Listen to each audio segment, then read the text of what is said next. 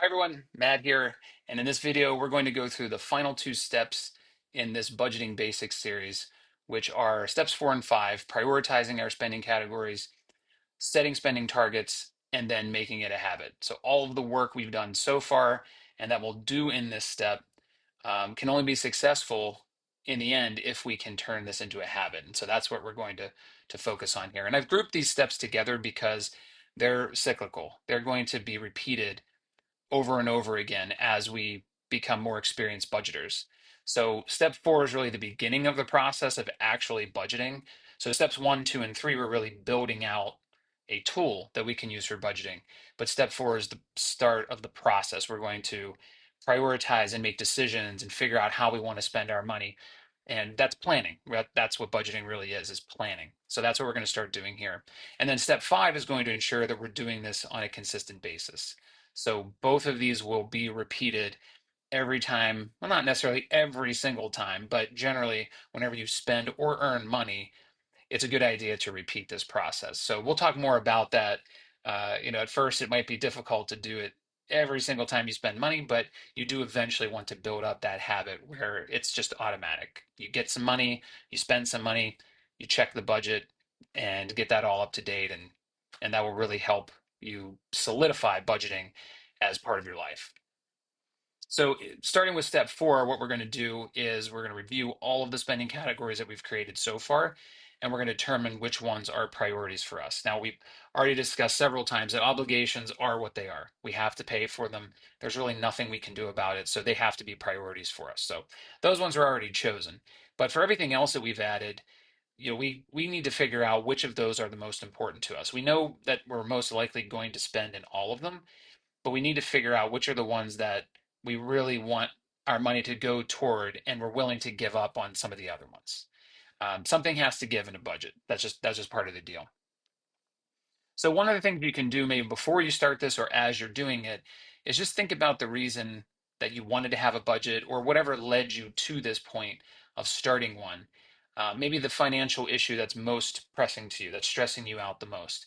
Do you want to pay off debt? That's a really common one for a lot of people. If you have debt, it might be stressing you out and you want to get that paid off. That might be your overarching priority for your entire budget. Maybe you want to set money aside for emergencies. This was a big one for me. So, by the time I started budgeting, making it from 1 month to the next wasn't an issue for us anymore. We were okay with that.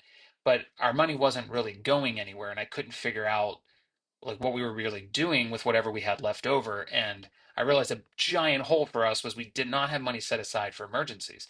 We kind of just spent the money we had and we didn't really put any away. So that could be one of your priorities, is to have some money set aside for when these crazy things come up that we hate. We've already got the money there to cover it, and we don't have to feel so overwhelmed when that happens. Are you hoping to travel? Maybe the two things I just talked about aren't of a concern to you, but you still would want a budget because you want to make sure that your money's going toward these other things that you want to do. Maybe you want to travel all over the world. Maybe you want to see concerts all over the place. Whatever it is, that's okay. Even if it's not a financial security thing, it can just be enjoyment. I want to enjoy my life, and these are the things that I want to do. Or maybe you don't really know exactly what you want to do. You just want to make sure your money is being put towards something. And that's fine if that's your priority for your budget. Any of these things are totally valid, and you might have something completely different that I didn't list here, and that's fine too. Just try to figure out what is that overarching priority that you have that led you to start budgeting. So once you have that in place, and once you figure out some of the categories that are most important to you, you want to start setting spending targets for as many categories as you can. And this will be even the ones that aren't prioritized. You're going to want to set what's my baseline? What is my idea for how much I think I should spend in this category? And again, monthly bills are easy. We know exactly how much we owe for those, so spending targets are no problem. You can put the exact amount in there. But we have a lot of variable categories like food, clothing, entertainment. These are really hard to figure out sometimes. I know I still struggle with it. I don't know exactly how much entertainment money we need in a month. Maybe this month we've got a lot of activities going on and it's a little higher. Next month we're not really doing anything. We're just kind of hanging out in the house a lot. Those ones are really tough, but we're going to make an attempt to get an estimate if we can. So you will want to think about your entire budget when you're doing this, and that's why we went through the first three steps so that we know everything that we have and everything we could potentially spend money on, and that allows us to prioritize one category over another. So those were some tips really for step four, but I have a couple more here. Um, you can start thinking about things you do on a regular basis. If you, as an example, if you like to cook or eat out, then that you can consider that a priority. Even though we already discussed it, food is an obligation. You do have to buy food, but it can also be a priority for you outside of that. So you may actually be willing to spend a little more than you really need to, because it's something you really like to do. Do you have hobbies that occupy a lot of your time? Do you have pastimes? Do you have things that you just like to do month to month, because you just get a lot of enjoyment out of them? Do you have kids like me and you want them to participate in sports and activities? Maybe that's a priority for you. Um, any of these things can be, something you identify as a priority, and maybe you're willing to spend a little more on those and give up something somewhere else. And to that point, when you're in a budget, and especially when you're doing zero-based budgeting like we are here, and that effectively means we're taking all the money we have right now and we're budgeting it by assigning it down to zero. When we're done assigning money, we will have $0 available to assign to other categories. And when you do that, that means putting money in one category means you are potentially putting less in another category. And if you later prioritize one category over another, then you may have to decide to move money from one category to another, to satisfy that priority. And this really, the goal of this is to make you think consciously about how you want to spend your money, because you could be giving something up. And that might not be something you've been thinking about until you have a budget. Now you're thinking about, okay, it's not just, am I willing to overspend on this? It's what am I willing to give up to do that? And this goes back to the example in the overall budget video where we had Katie in the mall trying to buy a backpack, but then getting distracted by a pair of shoes that were much more expensive, and being faced with that decision of what do I need to give up in order to do that. Um, so hopefully you will be facing this decision consistently, not just now when you're setting the budget up, but also when you're making purchases and you're reviewing your budget to see what the status is. Do you have that money set aside, or are you going to need to take money away from something else? There is no, there's only so much I can do in a video like this. I can't really tell you how to prioritize your budget. Um, it's really an art, and it's something you'll get better at with experience. So for now, you're really just going to try to come up with the best you can. You're going to set some spending targets in line with your thinking of how you want to spend your money. But once you start to enter transactions, you'll get a better sense for how you actually spend your money. And sometimes it can be very different from what you thought and what you planned. And that, again, that was the case for me. The amount of money we spent on food was eye-opening. It's not in line with what I thought, but it ended up being okay because I actually said, you know what, that's okay. We do prioritize that, and so that is okay. I just need to figure out, what other things am I giving up to make that possible. But getting those transactions in, especially for the first 1 to 3 months, that will really help you get a sense for the actual spend, and then you can decide if you want to tweak some areas of your budget. Spend more in some areas, spend less in some others, and you'll just repeat that process consistently. Even after the first 3 months, it's something you'll come back to over and over again, because again, life changes. Things aren't always the same.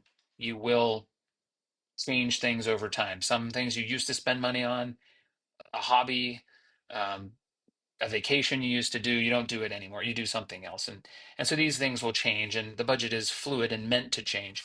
So just keep in mind that you're gonna start in one place, you're gonna change it after a couple months, and then you will change it again and again over time. And that's a good thing. That means that you're coming into your budget and you're thinking consciously about your money. And that's really where we're trying to get. Okay, so like in the other videos, I'm going to open up our example YNAB budget, and I'm going to show you a little bit of what this looks like. Again, I can't really do this for you or show you too much in this video. My priorities are not yours.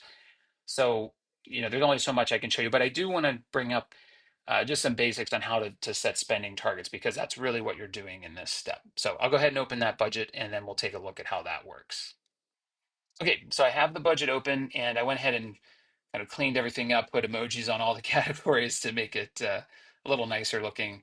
And, we had already assigned money to our obligations.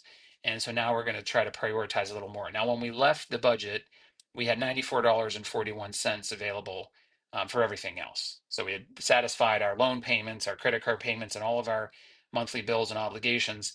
And we only had about $90 left. And that's okay. Sometimes that's what will happen. You can just cover your obligations, and you're going to start working through that to figure out how do you get a little bit more free money over the course of time using your budget. But in our case here, we're going to say we actually just got paid. So it's the middle of the month, we're getting paid. And so I'm going to go into my checking account and I'm going to add a new transaction. And I'm going to categorize it as paycheck. And when you first do this, you might not get a category automatically. You may have to select one, but the ready to assign category is not in your budget.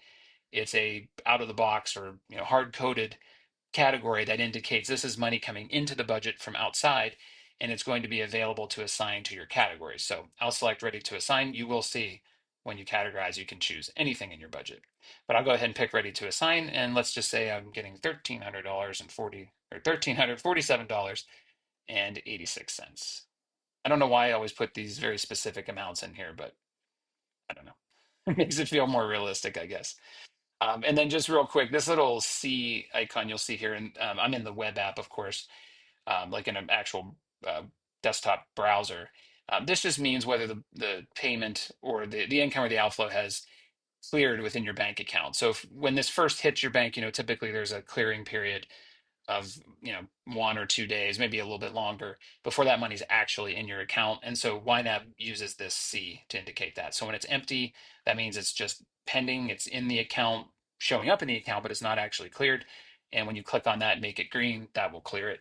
If you use the and that will also update your balances up here. The cleared balance will show, reflecting that. And then your working balances, that's what you actually have, because you might know that a payments coming out, like a check or something that hasn't been cashed yet. And so the working balance tries to tell you what you actually have, including transactions that maybe haven't cleared yet. If you're using the mobile app, then there's a slightly different way to do this. I believe you swipe to the right or to the left to clear. And I think you can also like long press on it to bring up a menu, but it's a little bit different there. But that's just what that symbol means. So there you go. I entered the first transaction into our budget. It's a paycheck, so that's great. We love that. And now we'll go back into our plan and just take a look at what we'll be doing in this step. And again, I can't really direct you on how to prioritize. This is a very personal choice. And this is an area where potentially a coach could help you, because if you're struggling with this, if you really don't know how to prioritize, it may be helpful to sit with a coach and walk through this together and try to figure out what's your overall goal. What are you spending now, and try to make all that come together into uh, something that fits your priorities. It's not the easiest thing in the world, and it is something you'll do consistently. I think everything you've done up to here, you can do that on your own. But when you get into this area where it starts to become a little more personal, a little more behavioral, that's where maybe a coach comes into play. Not for everyone, but for some people, it can be helpful. So what I'll try to show you here is spending targets, and just the different types of spending targets you can set. So you're going to look through the budget overall during this step and figure out which of these categories are most important to you. So you might say, for me, groceries is very important to me. That's a big one. Getting our gutters cleaned is important, even though that's kind of a bill. That's an important one to me.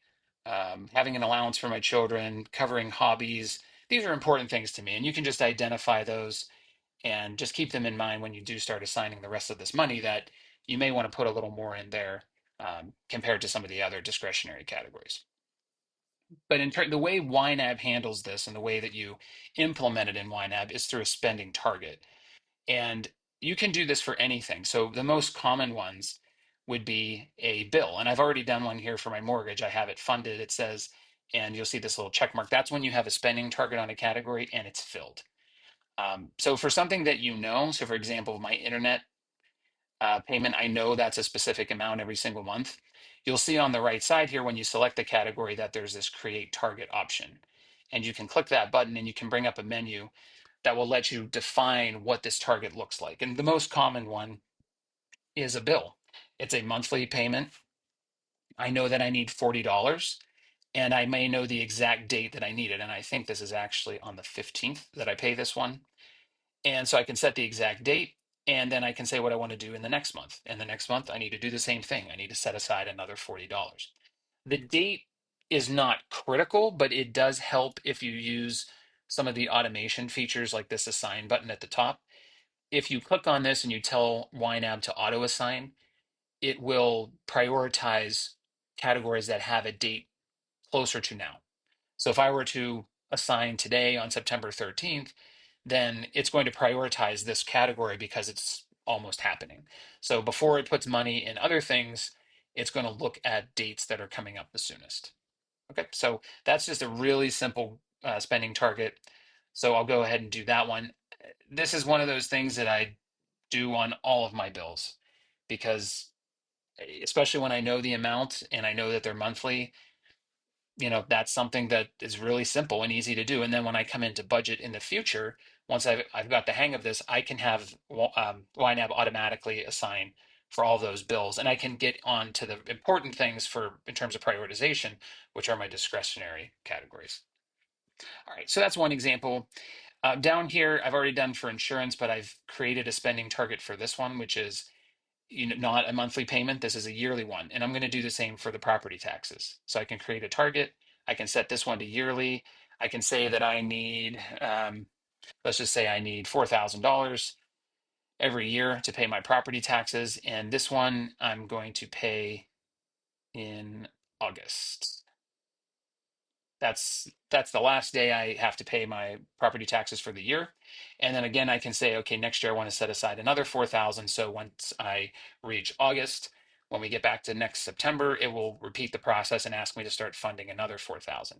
When you do something like this, YNAB is going to automatically calculate how much you need to put into this category in order to meet the goal by that date. So since we have almost a full year to get there, it's going to divide 4,000 by 12 and then tell me that's what I need to fund per month to make sure I have that money once the year passes. And so that's what it's doing here. Now, once you do this, you'll see if you don't have enough in the category, it's going to alert you with this yellow color. And this just means that you're not, when it looks like this, it means you don't have enough in the category to cover the spending target. And so if I click this yellow button, it will automatically pull from my ready to assign into this category. So if I click that, it will do it automatically, which is a nice feature. And again, it works similarly to this assign button up here. If I go back and do this, you'll also see there's a menu down a little bit farther that gives me a bunch of different options for how to automatically assign money. I can do the underfunded, which is the same thing as clicking that assign button. And as time goes on, YNAB will calculate how much you normally assign to this category, how much you spend in this category, what your average assigned, average spent, and you can use these as a way to assign money instead of trying to calculate an exact amount. You can say, well, you know what, for something like a water bill, an electric bill, you may not know the exact amount it's going to be every month. So a spending target maybe doesn't make exact sense there, but you could use these instead. You could say, well, I pay about $65 a month for electric. Maybe I'll just assign that because that's my average. There's a lot of different ways you can go with this, but having these targets starts to unlock some of these additional features that make your life easier. Okay, I'm going to leave this for now and we'll move on. And so we get into some of our not discretionary but variable categories where setting the spending target is a lot harder. So we have groceries, for example. This is a tough one. I mean, you're not going to know your exact amount of how much you're going to spend on groceries. You can guess pretty close, but it's very unlikely you're going to know to the penny exactly how much you're going to spend on groceries.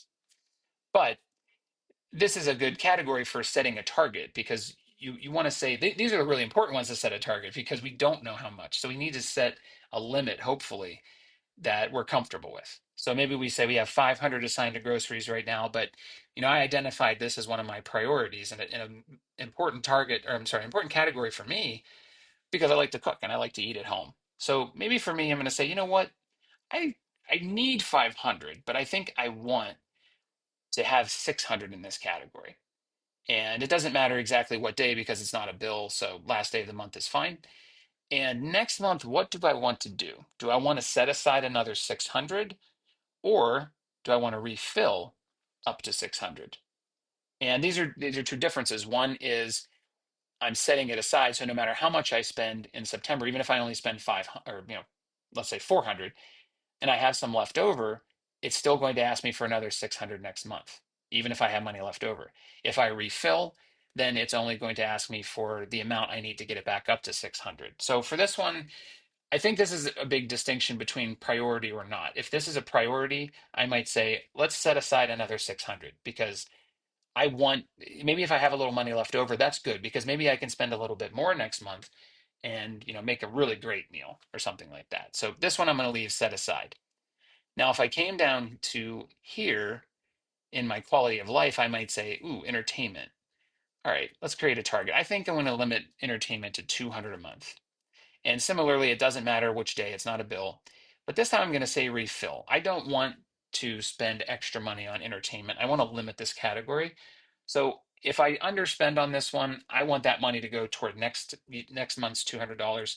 And so if I only spend 150, then I only need to refill 150 for the next month. And I'm going to handle it that way for this category. Okay, and then the last one would be things like long-term goals or funds.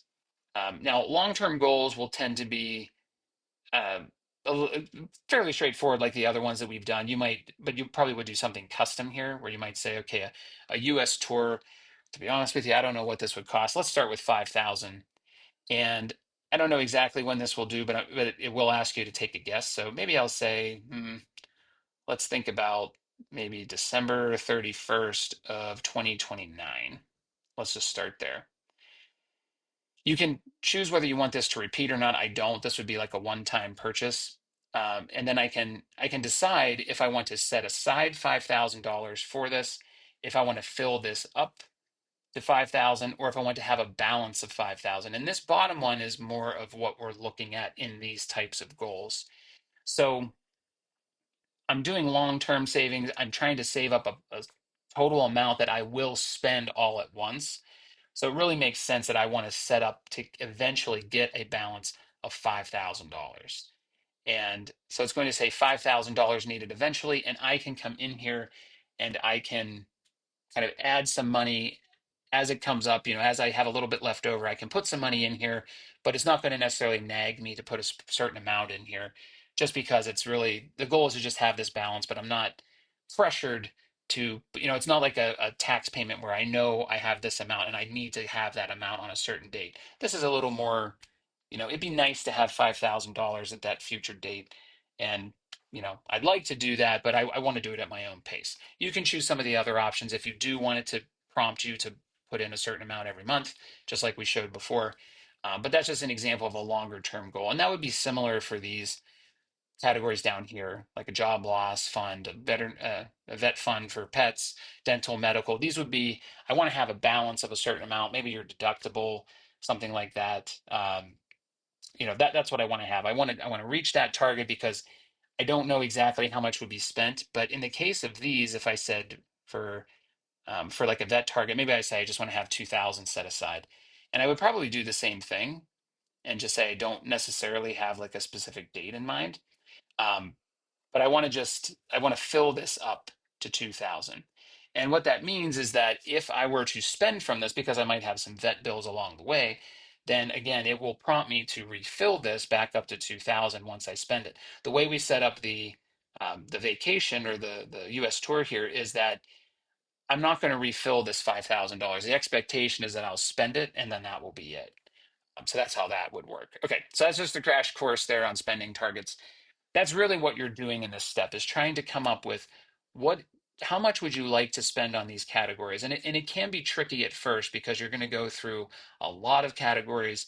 None of them have spending targets yet. And then you're going to try to work with the funds that you have, and you may not be able to assign enough money to all of them to meet your spending targets.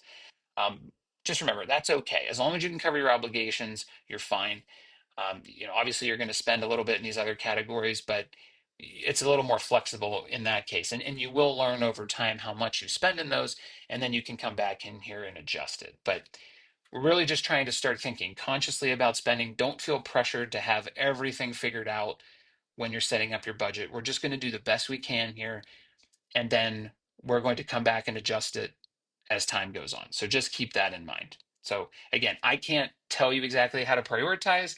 If you really do need some help or have questions or just want some guidance on this, that's where a coach can come in and help, to have a session and just help you walk through this, just with some general guidelines that might be helpful to you. So, all right, we're going to go back and start talking about how do we make all of this a habit. Okay, so we talked through trying to prioritize our budget. Again, it is not an easy thing to do at first. So again, just do the best you can. Try to take a guess at what, or, a good estimate at what you think that you do spend on these categories or you want to spend on these categories, and then see how it goes. The budget is very flexible. You can move money from one category to another at any time. So if you do end up spending a little more than you thought, that's okay. You can move the money from another category and then, you know, reconsider things the following month when you go to assign there. That's completely fine, and that's just a process that will continue over and over again. And that brings us to step 5, which is making this a habit. So it's important to remember that a budget is a tool. It's a great tool, but it is not by itself going to achieve your financial goals. It's just a tool that you can use.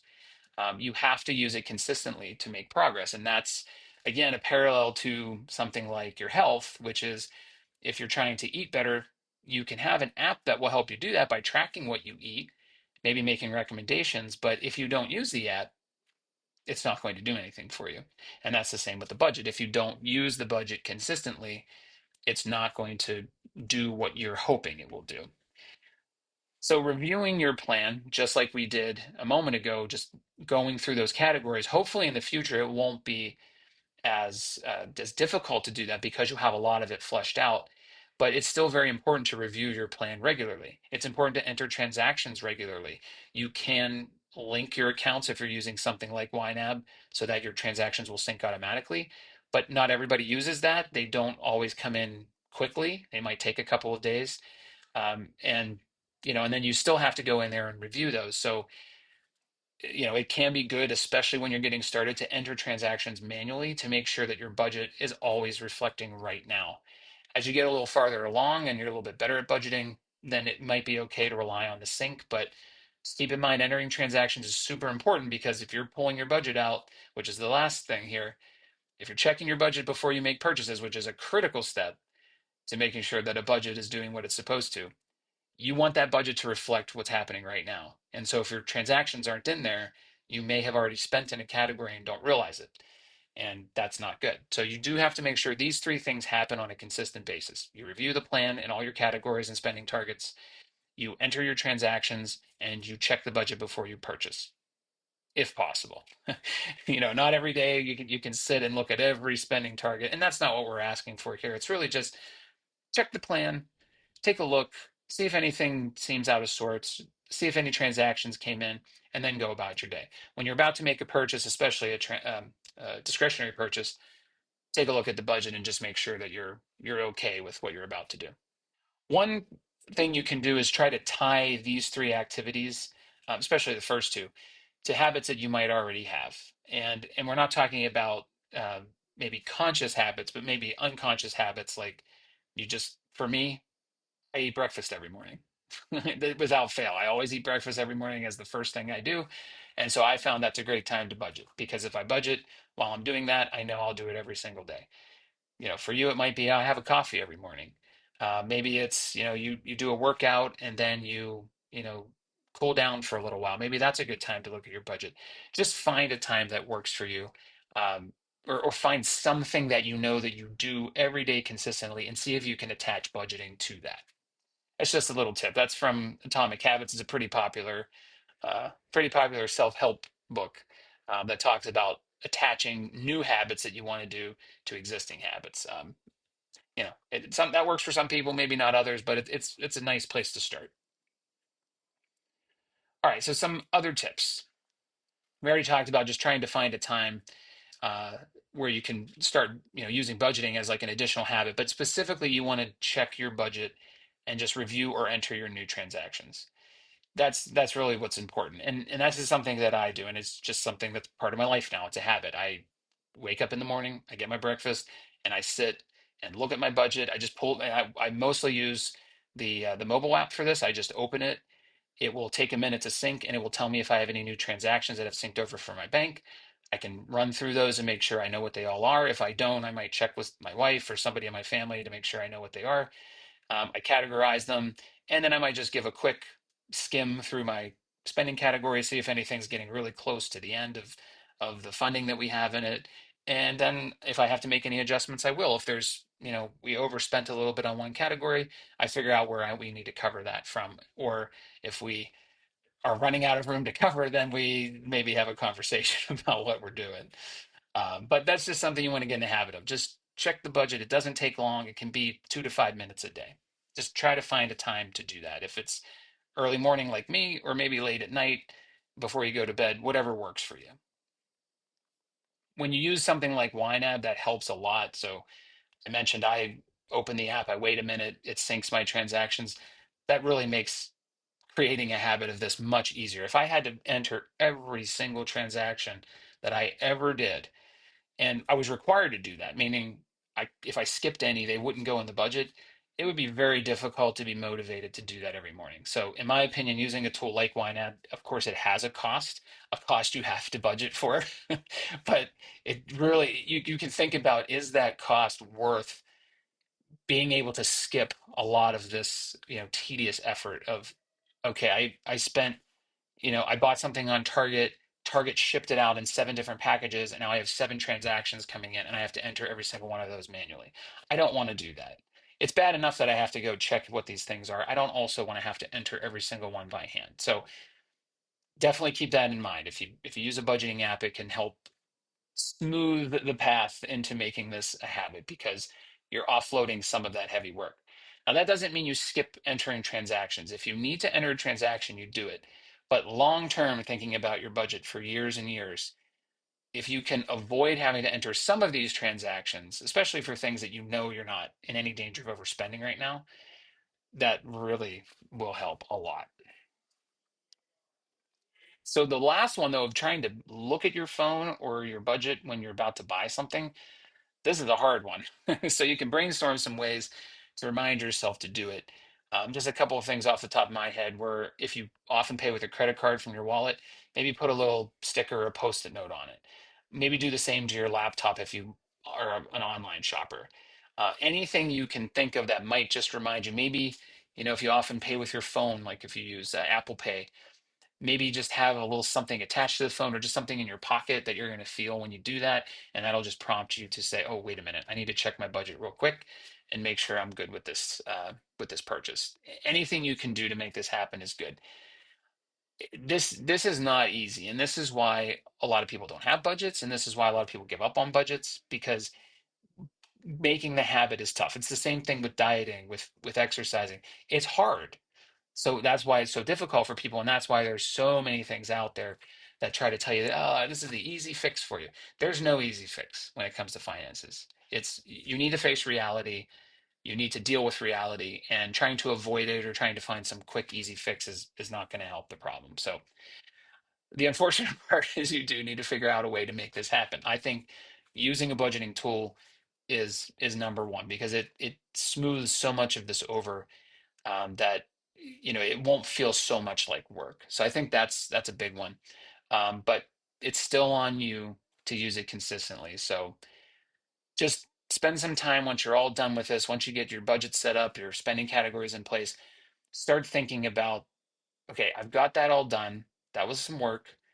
I've got it. Now, how do I make sure that I keep using it over and over again? Another great motivator is kind of like a almost like a party sense of when you get paid. When you get paid or you get some income, that's when budgeting is really fun. So that's a great time to bring up the budget and do it. If you aren't getting into the habit of doing it daily, at least when you get paid, bring the budget up. That's when it's really great to start assigning that money out. It's fun to see that green bar if you're using YNAB and oh, I have money to assign. That's great. That really that motivates you, especially if you get a little bit of extra. Then it really can become fun.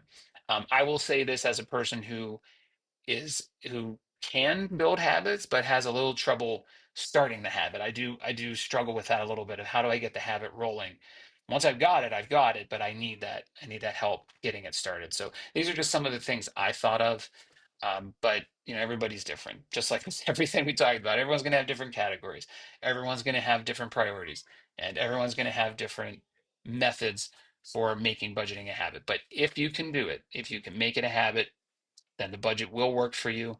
And if you keep making adjustments, it will eventually help you achieve your goals. So again, this is another area where a coach can help. If you need just a little bit of accountability, and that can be as simple as just meet for 15 to 30 minutes a month just to check in. Because if you have it checked in, you know that you're going to be motivated to do that budget because you're going to have to say, I didn't do it. And sometimes that's enough to make us do it. So something even as simple as that, just like an accountability partner, like I said, 30 minutes a month, it doesn't have to be anything crazy, but if that helps you to just have somebody that will hold you accountable, that will check in with you, consider it. If that's what motivates you. For others, just the fact that the budget's making progress is enough to motivate them, and that's great. If that's good for you, perfect. Do whatever works. All right. So that's it. You've got a budget. Hopefully, at this point, you're convinced that it's going to help you. Now you're going to work on, how do I make this a habit? How do I do it consistently? That's the secret sauce. And I wish you the best of luck on that.